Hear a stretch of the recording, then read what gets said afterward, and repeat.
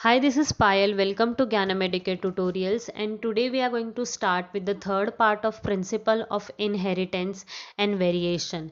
If I talk about the previous video, we have completed the first type of gene interaction, that is intragenic interaction, and in this video tutorial we are going to talk about intergenic interaction.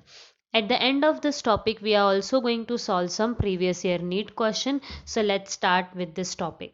If I talk about intergenic interaction, this is nothing but the interaction between two non-allelic gene.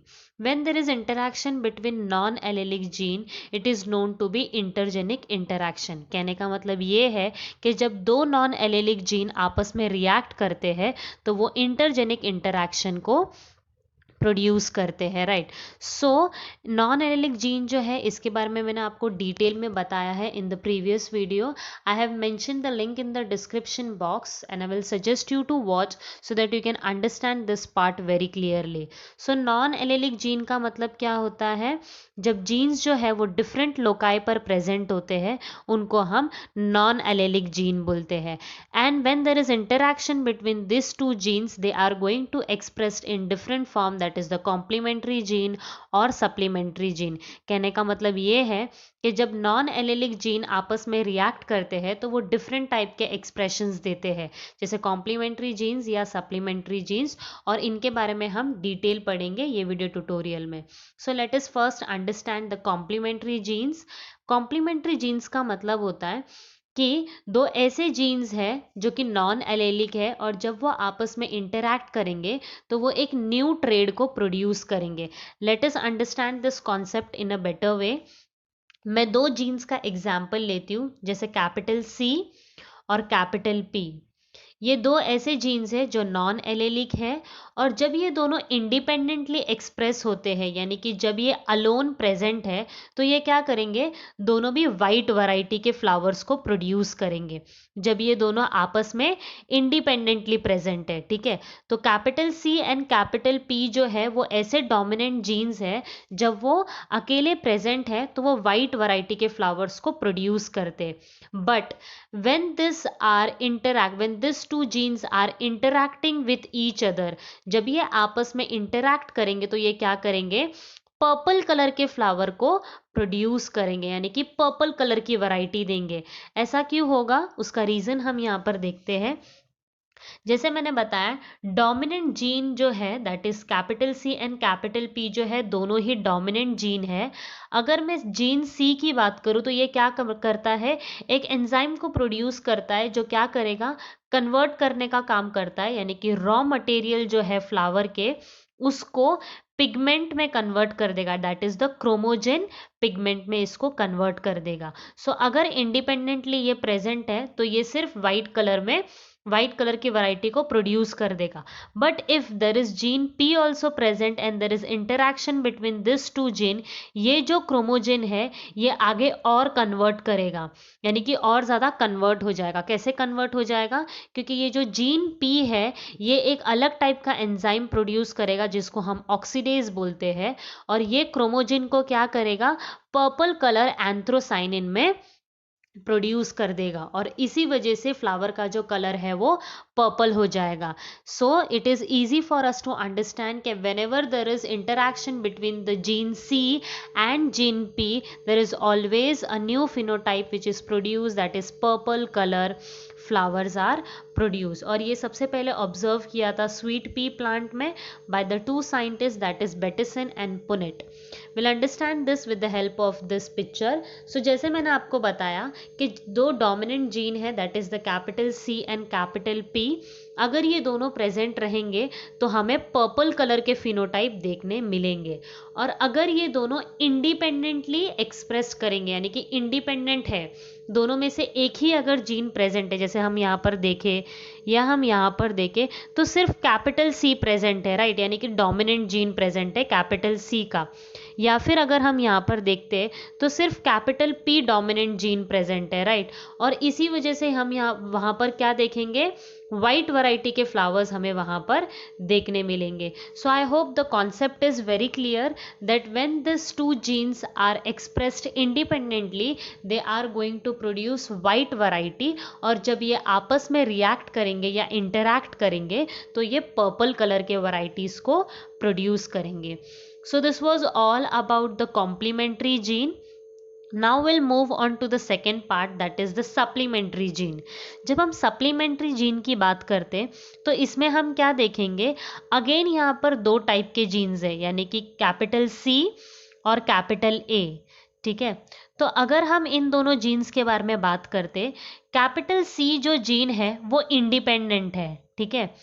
और जब ये body में present होता है तो ये क्या करता है, ब्लैक कलर का फिनोटाइप देता है। यानी कि सपोज हम माइस के बॉडी की बात कर रहे हैं तो अगर कैपिटल C अगर जीन माइस के बॉडी में प्रेजेंट है तो वो माइस का कलर जो होगा वो ब्लैक होगा।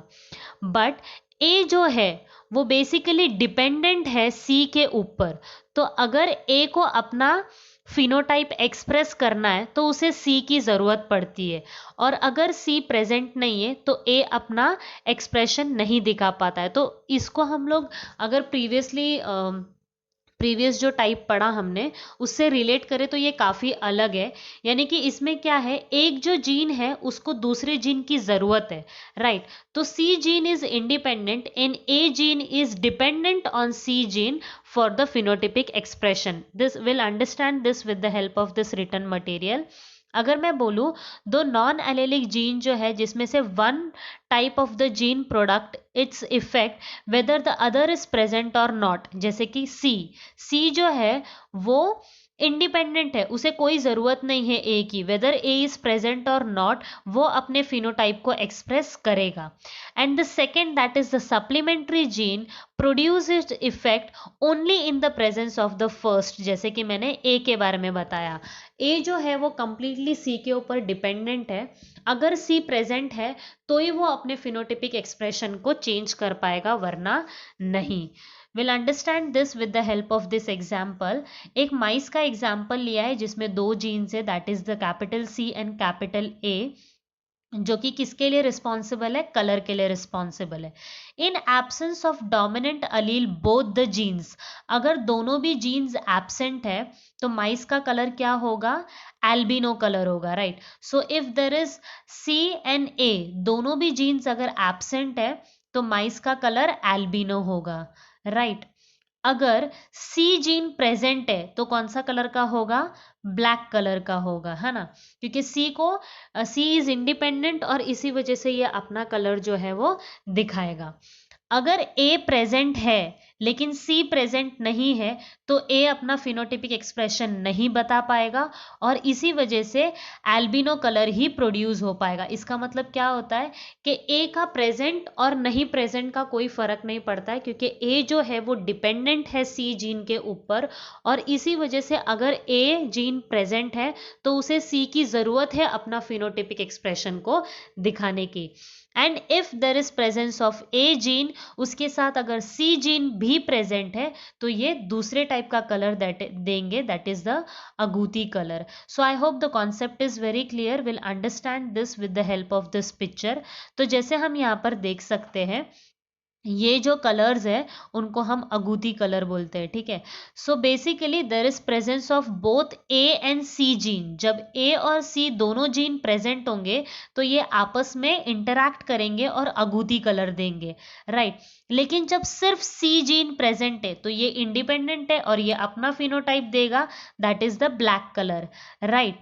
लेकिन जब मैं सिर्फ A जीन की बात करती हूँ, अगर सिर्फ A जीन प्रेजेंट है बॉडी में तो वो जो है वो अपना फिनोटिपिक एक्सप्रेशन नहीं दे पा रहा है, क्योंकि उसे C की ज़रूरत है और इसी वजह से वो डायरेक्टली एल्बिनो कलर देगा, जो कि अगर A और C दोनों एब्सेंट भी रहेंगे तो भी माइस का कलर जो है वो एल्बिनो ही रहेगा। यानी कि A का जो एक्सप्रेशन है वो बेसिकली वहाँ पर कुछ चेंज नहीं कर पा रहा है। तो अगर A और C दोनों भी प्रेजेंट नहीं भी होते तो भी माइस का कलर जो है वो एल्बिनो ही होना था। So I hope the concept is again very clear कि यहाँ पर कैसे हमें एक्सप्रेशन चेंज जो है वो दिखाई दे रहा है। और अगर यहाँ पर हम लोग रेशियो की बात करते हैं तो दैट इज द 9:3:4 का रेशियो है। और अगर मैं कॉम्प्लीमेंट्री जीन्स की बात करूँ तो दैट इज 9:7 का रेशियो होता है वहाँ पर। ठीक है, so this was the other type of, this was the example for supplementary genes. Now the next example is epistasis. इसमें हम क्या देखेंगे कि again there is presence of two gene. जैसे हम यहाँ पर एग्जाम्पल ले लेते हैं, एक जीन जो है वो है W और एक जो है वो Y है। ठीक है, तो यहाँ पर जो W जीन है वो बेसिकली कैसा है, डोमिनेंट नेचर का है। ठीक है, और इसी वजह से ये क्या करेगा, ये जो डोमिनेंट नेचर वाला जीन है ये अपने फिनोटिपिक कैरेक्टर को इसके ऊपर मास्क करने का ट्राई करेगा। मास्क या फिर सप्रेस बोल सकते हैं, यानी कि एक जीन जो है वो दूसरे जीन को मास्क या सप्रेस करने का ट्राई कर रहा है, और इसी वजह से ये जो है वो सप्रेस हो जाएगा और अपने फिनोटिपिक कैरेक्टर को दिखा नहीं पाएगा, और इसी वजह से इसका जो कैरेक्टर है वही हमें ऑब्जर्व करते हुए यहाँ पर नजर आएगा। ठीक है, to understand this, I will explain you this definition, that is one gene interferes with the phenotype expression of other non-allelic genes, यानी कि one gene is interfering with the other gene and it is going to suppress or mask the other gene। ठीक है, तो जो gene mask हो रहा है, जैसे मैंने एग्जांपल दिया W और Y, क्योंकि ये जीन यहाँ पर मास्क या सप्रेस हो रहा है, इसको हम हाइपोस्टैटिक जीन बोलेंगे, और जो मास्क कर रहा है उसको हम लोग एपिस्थेसिस जीन बोलेंगे। आई hope the concept is very clear, and the fruit that is taken for the epistasis example is cucurbita pepo fruit। और इसका हम लोग देखेंगे this example with the help of this particular picture. So जब हम phenotypic epistasis की बात करते, the ratio for dominant epistasis is 13:3, and recessive epistasis की जब बात करते तो इट इज 9:3:4। और ये जो एग्जाम्पल लिया हुआ है हमने दैट इज फॉर डाईहाइब्रिड, यानी कि यहाँ पर हमने दो कैरेक्टरिस्टिक्स के बारे में बात की है। ठीक है, तो यहाँ पर जो एपिस्थेसिस जीन है दैट इज कैपिटल B, और यहाँ पर जो हाइपोस्टैटिक जीन है दैट इज A, यानी कि यहाँ पर जो जीन है that is B is suppressing the character of A, यानी कि A जो है वो जब B प्रेजेंट होगा तब अपने आप को एक्सप्रेस नहीं कर पा रहा है। ठीक है, जैसे हम यहाँ पर देखेंगे कि अगर B जो है वो जब इंडिपेंडेंटली प्रेजेंट होता है तो ये वाइट कलर का फ्रूट देता है। ठीक है, और जब A इंडिपेंडेंटली प्रेजेंट होता है तो ये येलो कलर का फ्रूट देता है। ठीक है, तो दोनों का कैरेक्टर अलग अलग है, फिनोटिपिक अलग अलग दे रहे हैं, यानी कि B जब इंडिपेंडेंट होता है तो वो वाइट कलर का फ्रूट देगा, और A जब इंडिपेंडेंट होता है तो ये येलो कलर का फ्रूट देगा। लेकिन जब B और A दोनों प्रेजेंट होते हैं तो B अपना फिनोटिपिक कैरेक्टर जो है वो A के ऊपर मास्क या सप्रेस करने का ट्राई करता है, और इसी वजह से A अपने आप को एक्सप्रेस नहीं कर पाता है, और उस टाइम पर हमें वाइट कलर का फ्रूट जो है वो देखने मिलेगा। जैसे आप यहाँ पर देख सकते हो A और B दोनों भी प्रेजेंट थे, इसी वजह से B ने अपने आप को एक्सप्रेस किया और वाइट कलर का फ्रूट प्रेजेंट हो गया।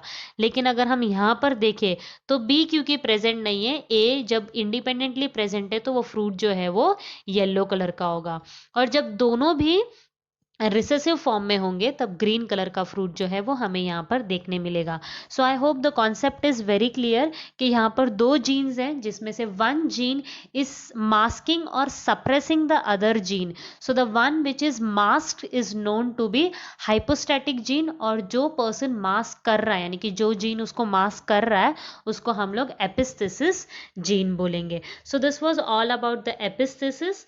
अब हम नेक्स्ट के बारे में पढ़ेंगे दैट इज प्लियोट्रॉपी जीन। इसमें क्या होता है, basically one gene is responsible for several phenotype, यानी कि एक जीन क्या करेगा, बहुत टाइप के फिनोटिपिक रेशियो को अफेक्ट करता है।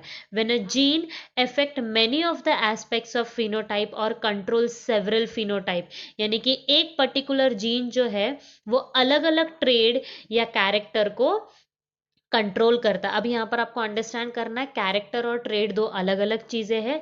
तो ये बेसिकली किसको कंट्रोल करता है? कैरेक्टर को कंट्रोल करता है। ये जीन है वो बेसिकली क्या करता है? बहुत सारे अलग अलग फिनोटिपिक कैरेक्टर को कंट्रोल करता है, और इसी को हम लोग प्लियोट्रॉपी जीन बोलते हैं। I hope the concept is very clear now.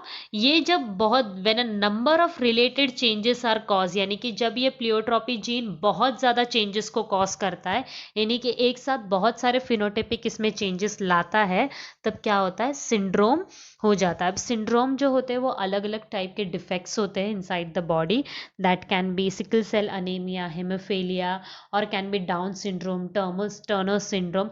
Will understand each and every disorder in the upcoming videos, but for now you can just understand कि प्लियोट्रॉपी एक ऐसा जीन है जो बेसिकली एक जीन जो है वो डिफरेंट यानी सेवरल फिनोटिपिक कैरेक्टर्स को कंट्रोल करने का काम करता है, और इसी वजह से जब वो बहुत सारे नंबर ऑफ रिलेटेड जीन्स को कंट्रोल करता है तब वो सिंड्रोम में चेंज हो जाता है। ठीक है, जिसके वजह से एब्सेंस ऑफ क्रोमोसोम भी हो सकता है, जिसकी वजह से डिफरेंट डिफरेंट सिंड्रोम्स हमें देखने मिल सकते हैं। Will understand in the upcoming video, will understand each and every syndrome in detail. Okay, now will move on to the questions part. So first question अगर हम पढ़े, gene resulting many phenotypic characters are, अभी मैंने बताया जब बहुत सारे character को एक जीन कंट्रोल करता तो उसको हम प्लियोट्रॉपी जीन बोलते हैं। The gene of epistatic gene is shown by, ये वाला पर्टिकुलर फ्रूट जिसके बारे में मैंने बात किया था, कुकर बित्ता पीपो, जो एक फ्रूट है जिसके ऊपर एक्सपेरिमेंट किया गया था for epistasis gene. So I hope you have understood all the parts of this intragenic interaction, and this video was helpful to you. If you still have some doubt, you can contact us with the given email address or the website. If you have not subscribed the channel, please do so and like our video. Thank you for watching the video.